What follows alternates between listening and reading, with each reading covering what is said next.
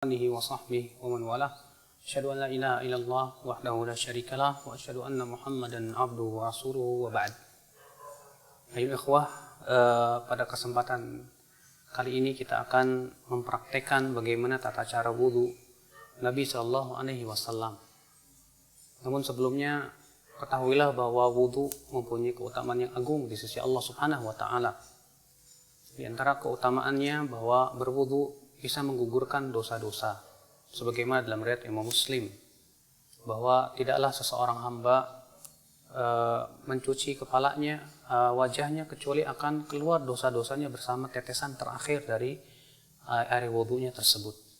Tidaklah ia mencuci tangannya, demikian pula kakinya, demikian pula kepalanya, kecuali akan dosanya akan berguguran bersama tetesan terakhir daripada air wudu yang menetes dari anggota wudunya tersebut. Di antara juga bahwa kita dianjurkan untuk menjaga wudu, dan itu sifat seorang mukmin. Beliau bersabda, wala yuhafidhu 'alal wudu illa al-mu'min. Dan tidaklah yang bisa menjaga wudunya kecuali seorang mukmin. Dan sudah kita ketahui bahwa wudu adalah syarat sahnya salat. Berarti betapa pentingnya kita belajar tentang bagaimana tata cara wudu Nabi sallallahu alaihi wasallam. Berikut ini kita akan mempraktekkan bagaimana wudu Nabi sallallahu alaihi wasallam dengan menggunakan keran yang insyaallah kita akan berburu darinya. Dan perlu kita ketahui bahwa Nabi sallallahu alaihi wasallam tidak suka berlebih-lebihan dalam menggunakan air. Beliau bersabda, iyyakum wal israf, jauhi oleh kamu berlebih-lebihan, wa in kunta ala nahri jarin, walaupun kamu di air sungai yang mengalir.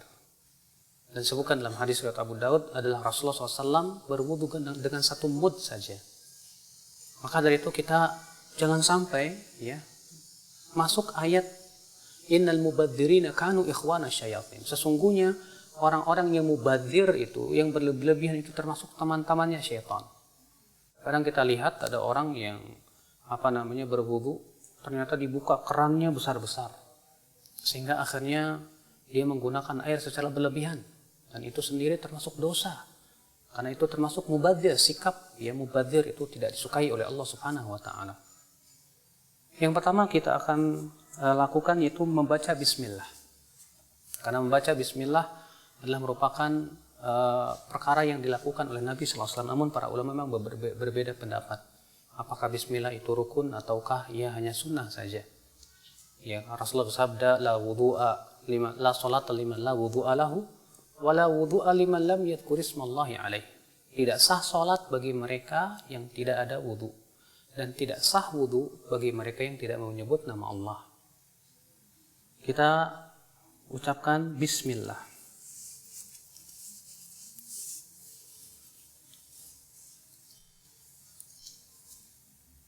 Bismillah, kemudian kita cuci tangan kita 3 kali. Karena Nabi SAW mencuci tangannya 3 kali, sebagaimana dalam hadis Utsman, hadis Abdullah bin Zaid. Kemudian setelah itu kita berkumur-kumur 3 kali.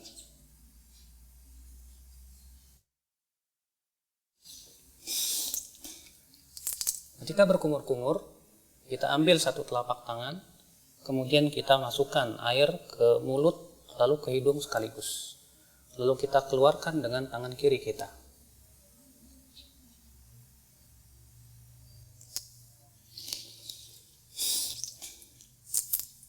Kita lakukan itu 3 kali.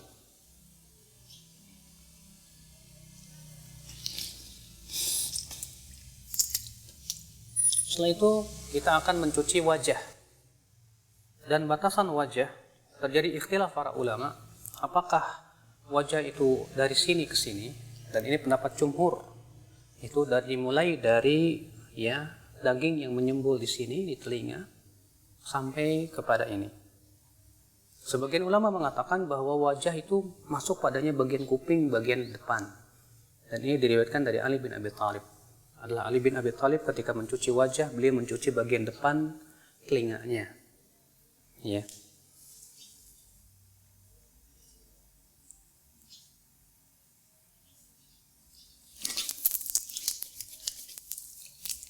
Dan dalam riwayat Ibnu Abbas, adalah Ibnu Abbas ketika mengambil air dari telapak kanannya, beliau adukan iringkan dengan telapak kirinya, kemudian beliau mengusap atau mencuci wajahnya.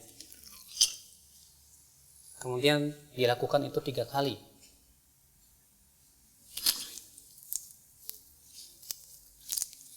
Dan dalam riwayat Ali bin Abi Thalib, adalah Ali bin Abi Thalib setelah berwudu, yaitu mencuci wajah, beliau mengambil segenggam air, lalu kemudian diguyurkannya di ubun-ubunnya dan dibiarkan ia mengalir ke bawah. Dan ini termasuk sunnah Nabi SAW yang banyak ditinggalkan oleh manusia. Kemudian setelah itu kita mencuci tangan sampai siku-siku juga. Kita ambil dengan tangan kanan, lalu kemudian kita cuci sampai siku-siku. Dan jangan lupa untuk menyela-nyelai tangan, karena Nabi SAW memerintahkan untuk menyela-nyelai jari jemari tangan dan jari jemari kaki. Dan kita lakukan ini juga 3 kali.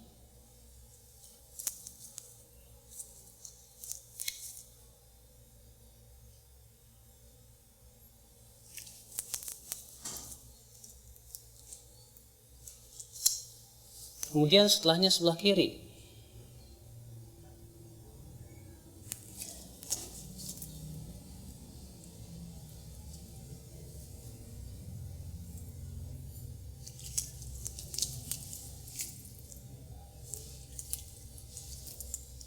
Setelah kita mencuci tangan, maka kita ambil air segenggam, kemudian kita mengusap kepala kita. Dan tata cara mengusap kepala ada 2 macam. Yang pertama yaitu mengusap dari arah depan, kemudian kita seret sampai ke tengkuk, kemudian kita kembalikan lagi ke depan. Begini. Kemudian kita kembalikan lagi ke depan. Lalu kemudian kita masukkan jari kita ke dalam telinga, lalu kita usap bagian belakangnya. Seperti ini. Karena Rasulullah mengatakan al-udhunan minar ra's. 2 telinga itu bagian daripada kepala. Jadi ini cara yang pertama, itu dari arah depan. Kita kemudian tarik ke mana? Ke tengkuk. Kemudian kita kembalikan lagi ke bawah, ke depan. Kemudian kita masukkan, lalu kita usap bagian luar telinga. Ini cara yang pertama. Adapun cara yang kedua, itu yang disebutkan dalam hadis riwayat Abu Daud juga dari hadis Rubai', bahwa adalah Rasulullah SAW mengusap kepalanya wala yughayyir min sya'ri syai'an. Beliau tidak merubah bentuk rambutnya sama sekali. Ditafsirkan oleh para ulama, yaitu mengusap rambutnya mengikuti alur rambut sehingga tidak merubah. Sebab kalau kita mulai dari depan seperti ini kemudian ke belakang, tentu rambutnya akan acak-acakan. Tapi Rasulullah SAW pernah melakukan supaya rambutnya tidak acak-acakan, itu dengan cara apa? Beliau mengikuti alur rambut, ya, dan mengusapnya hanya sekali saja. Yaitu dengan dalam riwayat Imam Ahmad bin Hanbal, beliau memberikan contoh, diambil air, kemudian dimulai dari tengah, lalu ke depan, kemudian dimulai dari tengah, lalu ke belakang. Ini yang dicontoh oleh Imam Ahmad bin Hanbal. Maka ini kata Al-Imam Al-Khattabi, khusus bagi mereka yang mempunyai rambut yang panjang. Ketika ia berwudu, ia tidak ingin rambutnya berubah. Maka pada waktu itu kita cukup usap kepala kita sesuai dengan alur rambut, sehingga rambut itu tidak acak-acakan. Ini subhanallah juga banyak tidak diketahui oleh banyak kaum muslimin, padahal hadisnya sahih atau hasan, dihasankan oleh Syekh Al-Albani rahimahullah. Dan dalam riwayat Muawiyah ketika mengusap kepalanya, itu beliau menggunakan cara seperti ini. Diambilnya air, kemudian air ini diguyurnya di ubun-ubun, kemudian diusapnya. Seperti ini. Dan ini pun juga dilakukan oleh Rasulullah SAW. Dan itu boleh kita lakukan sekali-kali, karena itu juga dilakukan oleh Rasulullah SAW. Kemudian setelah itu kita akan mencuci kaki. Kita akan cuci kaki dan kita sela-selai dengan jari kelingking. Dalam riwayat Abu Daud demikian, Rasulullah SAW menyela-nyelai dengan jari kelingking. Kemudian kita cuci sampai mata kaki. Kita lakukan itu 3 kali. Kemudian sebelah kiri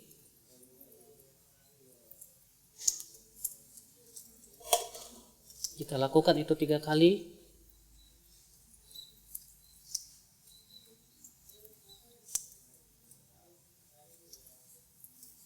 Selesai sudah berwudu. Lalu kemudian setelah berwudu dianjurkan kita mengucapkan asyhadu an la ilaha illallah wahdahu la syarikalah wa asyhadu anna Muhammadan abduhu wa rasuluh. Bisa ditambahkan Allahumma ij'alni minat tawwabin waj'alni minal mutatahhirin. Dan disebutkan dalam riwayat Tirmidzi, Rasulullah SAW juga mengajarkan doa lain. Ya, setelah wudu, yaitu subhanakallahumma bihamdik asyhadu an la ilaha illa anta astaghfiruka wa atubu ilaik.